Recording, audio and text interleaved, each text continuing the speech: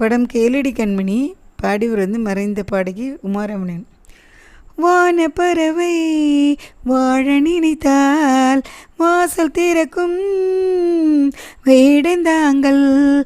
கானப்பறவை பாட நினைத்தால் கையில் விழுந்த பருவ பாடல். மஞ்சள் மணக்கும் என் நெற்றி வைத்த பொட்டுக்கு ஒரு அர்த்தம் இருக்கும். உன்னாலே மெல்ல சிரிக்கும் உன் முத்து நகை ரத்தினத்தை அள்ளி தெளிக்கும்.